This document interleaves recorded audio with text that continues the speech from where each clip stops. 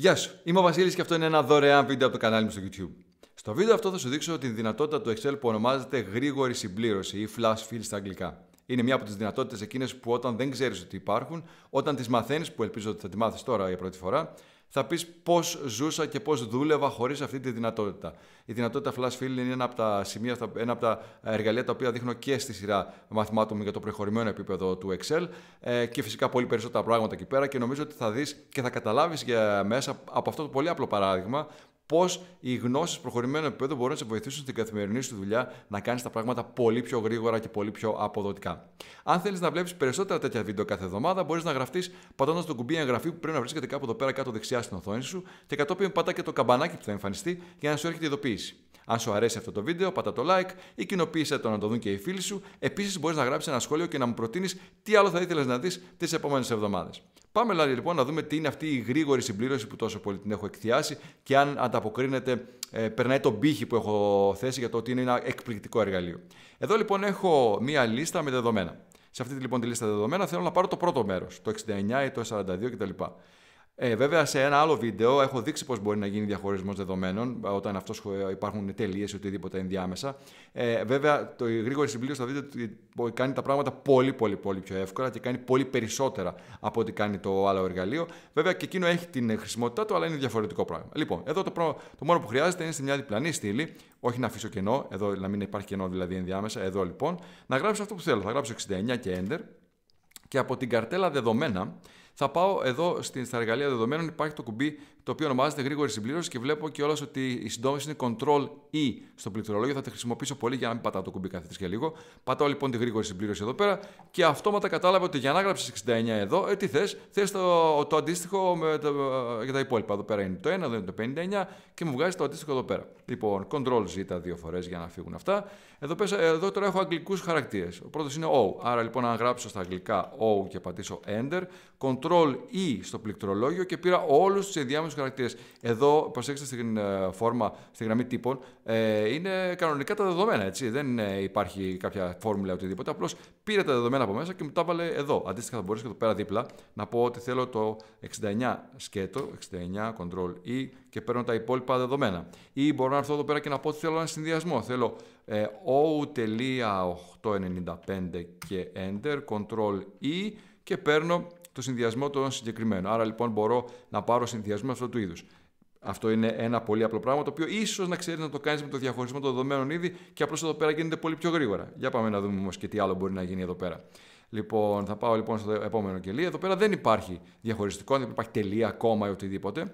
Παρ' όλα αυτά, εγώ θα γράψω S και Enter εδώ πέρα και Ctrl-E στο πληκτρολόγιο και κατάλαβε ότι θέλω το πρώτο γράμμα το οποίο υπάρχει εδώ πέρα. Αντίστοιχα, μπορώ εδώ πέρα δίπλα να πω ότι θέλω το 417 από αυτό το κομμάτι που είναι τα τελευταία ψηφία. Πατάω Enter, Ctrl-E στο πληκτρολόγιο. Εδώ τώρα λίγο θέλω να προσέξετε κάτι. Αυτό λοιπόν το που θέλω να προσέξετε είναι εδώ πέρα για παράδειγμα είναι το 3. Δεν μου βγάζει 693, εδώ πέρα μου λέει 13. Γιατί συμβαίνει αυτό? Γιατί αυτό που έκανε είναι να καταλάβει ότι από το εξαψήφιο αλφααριθμητικό αυτό εδώ πέρα, 6 θέσεων τέλος πάντων, να το πω πιο σωστά γιατί δεν είναι ψηφία, από αυτές τις 6 θέσεις το 417 είναι οι 3 τελευταίες θέσεις. Βασικά δεν είναι ακριβώς οι 3 τελευταίες, είναι οι θέσεις 4, 5 και 6. Άρα λοιπόν θα μου δώσει εδώ πέρα οτιδήποτε είναι στις θέσεις 4, 5 και 6.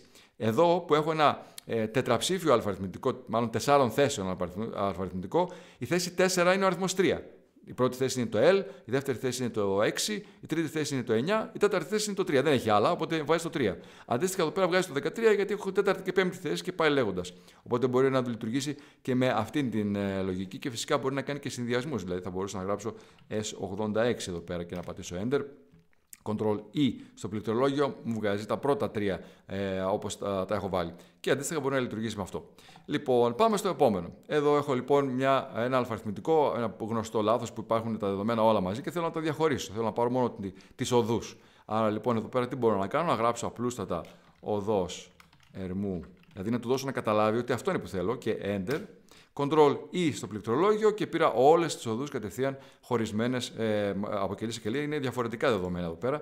Πατήσω διπλό πάτημα εδώ να είναι ολόκληρη, να αυξήσω το πλάτος της στήλης. Εδώ θα μπορούσα να κάνω τώρα συνδυασμό. Θα μπορούσα να πω ότι θέλω την πόλη και μετά το επώνυμο και μετά το όνομα. Άρα το μόνο που χρειάζεται να κάνω είναι να γράψω Αθήνα, Παπαδοπούλου, Ελένη και Enter εδώ πέρα, Ctrl-E στο πληκτρολόγιο και παίρνω εδώ τις αντίστοιχες, τα αντίστοιχα. Δηλαδή εδώ πέρα πήρα την Καλυθέα Σωτηρίου Νικόλας και πάμε παρακάτω, δηλαδή παίρνει πρώτα το τελευταίο κομμάτι, μετά παίρνει το δεύτερο κομμάτι στην πραγματικότητα και μετά το πρώτο κομμάτι, δηλαδή αναλόγως πώς θα γράψω το πρώτο θα πάνε τα υπόλοιπα, οπότε μπορώ να κάνω και ό,τι συνδυασμό θέλω. Όχι μόνο αυτό όμως, γιατί μέχρι εδώ ίσως ακόμα θα μπορούσε κάποιος να πει εντάξει, με διαχωρισμό δεδομένων πάλι κάπως θα μπορούσα να το κάνω λίγο πιο δύσκολα.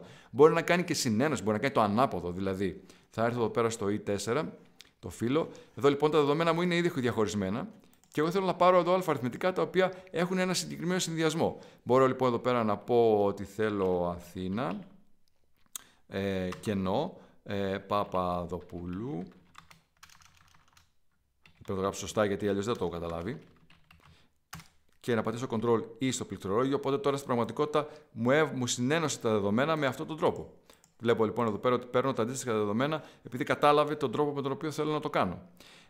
Και μπορούμε να το δούμε λίγο και με ημερομηνίες ότι λειτουργεί. Φυσικά έχει και πολύ περισσότερα πράγματα από αυτά που δείχνω εδώ πέρα. Απλώς τώρα προσπαθώ να κάνω μια γρήγορη επίδειξη του ότι μπορεί να κάνει εκπληκτικά πράγματα.